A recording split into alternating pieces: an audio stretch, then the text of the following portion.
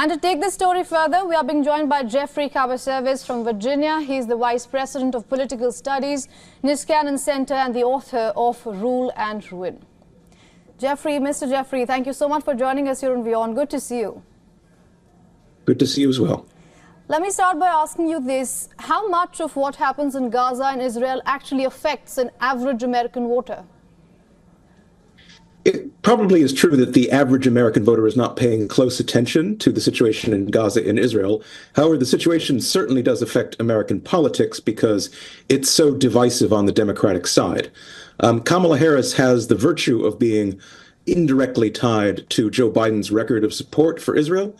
Certainly her supporters wish to see her as more sympathetic to the Palestinian cause. On the other hand, she hasn't had to take any firm positions really on one side or the other. The killing of the hostages most recently probably will put more pressure on her to come out one way or another. Right. Mr. Jeffrey, since you say that Kamala Harris, her supporters are looking for her to be more sympathetic when it comes to her West Asia policy and specifically to what's happening in Gaza, do you think she will be more sympathetic? I think the perception is that Kamala Harris, having been someone come from the progressive wing of the Democratic Party, has more sympathy towards the Palestinians. And I think almost certainly she will feel freer to criticize the Netanyahu government than Joe Biden has so far. On the other hand, the American public is rather divided, and the Democratic Party is deeply divided on this issue. I should emphasize that Gaza is not an issue that divides the Republicans. If anything, they are trying to tell the Biden administration that they should have given Israel and Netanyahu government a freer hand in rooting out the terrorists. Right. Speaking of the Republicans, I have a quote by Donald Trump. He has reacted to what's happened in Gaza. He says, and I'm quoting, "American citizens murdered by Hamas due to poor leadership of Joe Biden and Kamala Harris.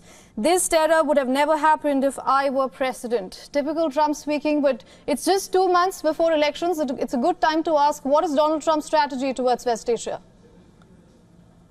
Donald Trump doesn't really have a strategy, so to speak. He can point to certain successes in the Middle East in his administration, such as the Abraham Accords. However, he has not said definitively how he would respond in the case of the current Gaza situation. The Republican Party generally, though, seems to favor the Netanyahu government taking even more active measures to combat Hamas, regardless of the civilian casualties. This presents a problem, in a sense, for the protesters on the Democratic side. If the extent that they're damaging the Harris campaign over the Gaza issue, the beneficiary would be Donald Trump and a harder line toward Palestine. Right, Mr. Jeffrey, very quickly, I'm being told I'm running out of time, but the hopes are really low at the moment for a ceasefire and hostage deal. But say that we do have one in the next 2 months. How do you think that immediately affects what happens on November 5th? I think that the Democrats would benefit more from a ceasefire than the Republicans. And I think the question of the terms would be important here. If the Biden administration and the incipient Harris administration was seen as having overly favored Hamas, then there would be an opening for criticism from the Republicans. But I think the general sense in the American people is that this has been a tragic conflict. They would like to see the hostages, and particularly the Americans, released.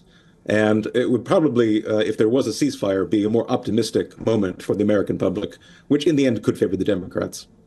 All right, Mr. Jeffrey, thank you so much for joining us here on WION. Good to speak to you. Good to speak to you as well. For all the latest news, download the WION app and subscribe to our YouTube channel.